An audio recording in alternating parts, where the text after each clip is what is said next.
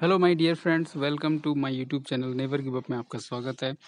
और आज की वीडियो है उत्तराखंड पुलिस भर्ती 2021 के संबंध में। यहाँ पे एक क्वेश्चन बहुत सारे लोग पुट अप कर रहे हैं कि उम्र में जो है कितने वर्ष की छूट मिल सकती है। तो यहाँ पे उम्र में 5 वर्ष की छूट मिल सकती है किसको? EWS कैटेगरी को, क्योंकि हाल ही में जो हरियाणा में एक भर्ती हुई है, भर्ती प्रक्रिया प्रोसेस जो गतिमान था, उसमें सरकार ने नए सिरे से आवेदन मांगे हैं।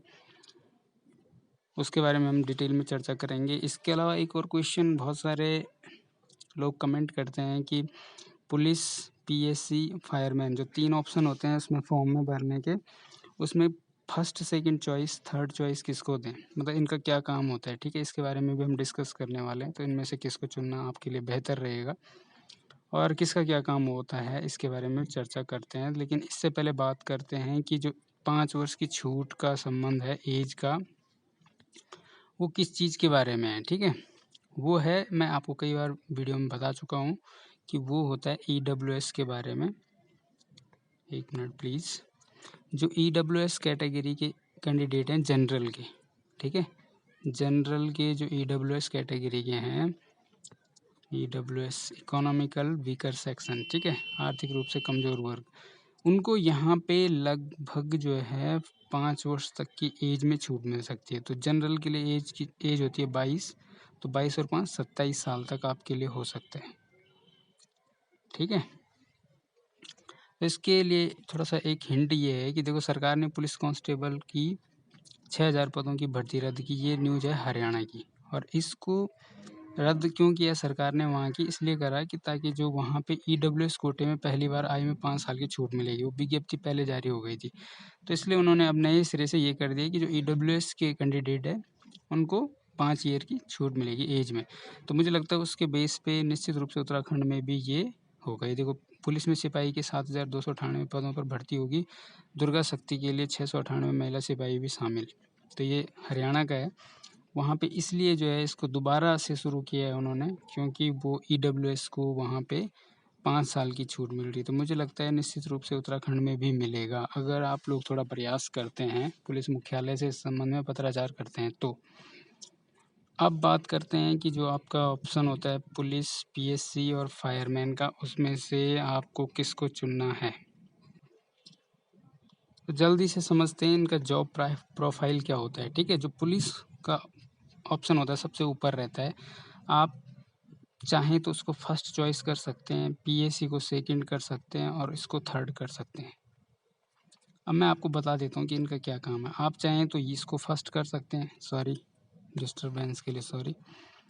आप अगर चाहें तो इसको फर्स्ट कर सकते हैं, इसको सेकंड कर सकते हैं और इसको थर्ड कर सकते हैं। ठीक है, मैं आपको बता रहा हूँ अभी इनका काम क्या होता है। तो जो पुलिस, सॉरी, जो पुलिस, सिविल पुलिस का जो ऑप्शन होता है, मतलब पुलिस का जो ऑप्शन होता है, ये जो पुलिस होती है ये होती है जो थाने में होती है, चौकी में होती है, कानूनी कार्यवाही जो पुलिस करती है। ठीक है, जो अक्सर आपको देखी जाती है चालान करते समय या किसी भी प्रकार की रूप में ट्रैफिक का संचालन करते हुए। तो इसमें 2 अलग-अलग ब्रांचेज होते हैं, एक तो होता है सीपी और एक होता है एपी। ये होता है सीपी का मतलब होता है सिविल पुलिस, सुना भी होगा आपने, और एपी होता है आर्म्ड पुलिस। तो पुलिस लाइन आपने सुना होगा, पुलिस लाइन और थाना अलग-अलग होता है। तो पुलिस लाइन में जो फोर्स रहता है वो आर्म्ड पुलिस का होता है, ठीक है, और जो थाने में होता है उसको बोलते हैं सिविल पुलिस। तो सिविल पुलिस और आर्म्ड पुलिस में बहुत ज़्यादा अंतर नहीं है, ये दोनों पुलिस के ही, अगर आप पुलिस ऑप्शन चूज़ करते हैं तो इन दोनों में आप रह सकते हैं। ठीक है, कुछ समय तक जो नए भर्ती होते हैं उनको आर्म्ड पुलिस में रखा जाता है, क्योंकि एकदम से उनको पब्लिक डीलिंग नहीं आती है। तो इसलिए उनको अंडर ट्रेनिंग के बाद क्या करते हैं, कुछ दिन के लिए, कुछ महीने के लिए, कुछ साल के लिए आर्म्ड पुलिस में रखते हैं और उसके बाद उनको 2-3 साल बाद जो है सिविल पुलिस में भेज दिया जाता है, थाने में जॉब करने के लिए, थाना चौकी में। लेकिन कई बार बीच में अगर आपका परफॉर्मेंस ठीक नहीं है या आपने कुछ कहीं उल्लंघन कर दिया तो आपको आर्म्ड पुलिस में परमानेंट भी कर सकते हो। ठीक है, हाँ, अगर आप कंटिन्यू 10 साल तक आर्म्ड पुलिस में रह गए हैं या 10 साल तक आपको सिविल पुलिस में रह गए हैं तो आपको फिर डीआईजी ही चेंज कर सकते हैं, एसएसपी चेंज नहीं कर सकते एपी से सीपी में। ठीक है, तो ये पहला ऑप्शन मैंने आपको बता दिया। इसमें थोड़ा वर्कलोड ज़्यादा होता है, पुलिस में जो पुलिस है ठीक है। अगर आप पढ़ाई करने वाले हैं तो आपको हो सकता है कि चौकी में थोड़ा टाइम मिलेगा या एपी में भी थोड़ा टाइम मिल जाता है, लेकिन उतना नहीं मिलता है। दूसरा है पीएससी का ऑप्शन। पीएससी जो है, इसमें बटालियन होती है, कंपनी होती है, जैसे फौज का सिस्टम होता है, ठीक है, जैसे अर्धसैनिक बल आपको मान के चलो इसको। ये केवल आपातकालीन स्थिति में यूज़ किया जाता है, या कहीं पे बहुत ज़्यादा फोर्स की आवश्यकता है, वहाँ पे पीएससी भी लगा दी जाती है। कहीं कोई आंदोलन चल रहा है या बहुत ज़्यादा उत्पात होने वाली स्थिति है, तो वहाँ पे पीएससी को भी लगाया जाता है पुलिस के साथ। लेकिन कानून व्यवस्था को हैंडल करने का जो मेन काम है वो सिविल पुलिस का है, ये आप मान के चलिए, ठीक है। पीएससी केवल तब है जब परिस्थितियाँ बहुत ही ज़्यादा ख़राब है, नहीं तो इनका जो सिस्टम होता है रहने का, ये बटालियन में रहते हैं, कंपनी में रहते हैं, ठीक है, प्लाटून कमांडर वगैरह वगैरह, जैसे मतलब फोर्स का सिस्टम है, सेम होता है इसमें। तो ये आपको इस प्रकार की जो कानूनी कार्रवाई है वो करते हुए दिखाई नहीं देते हैं, ठीक है। तो आप देख सकते हैं। और फिर इसमें ये है कि ये कुछ कुछ चुनिंदा जगहों में ही रहते हैं, जैसे हरिद्वार हो गया, उधम सिंह नगर हो गया, फिर ऑल ओवर इंडिया में भी इनको बुला दिया जाता है कई बार, क्योंकि अगर किसी दूसरे स्टेट में इलेक्शन है और वहाँ फोर्स की कमी है तो अक्सर पीएससी को वहाँ भेज दिया जाता है, क्योंकि पीएससी हमारा रिजर्व फोर्स होता है पुलिस का, ठीक है। इसको आपातकालीन स्थिति में यूज़ किया जाता है।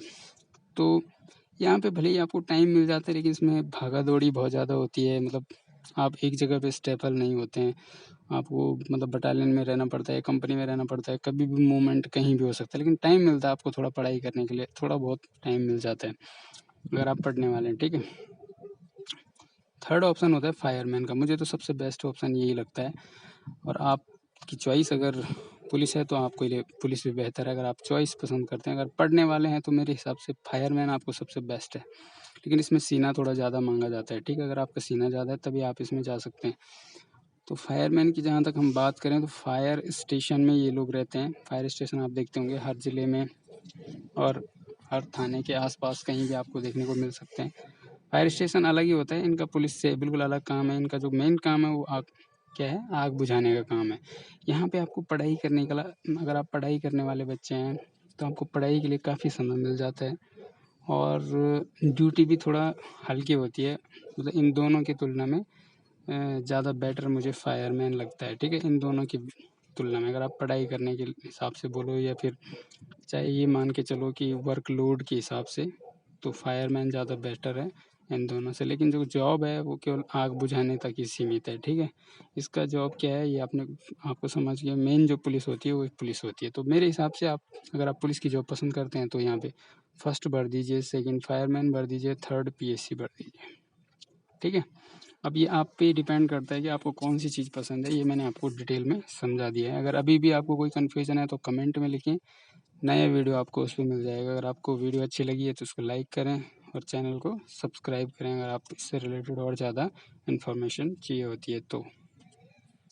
Thank you for watching.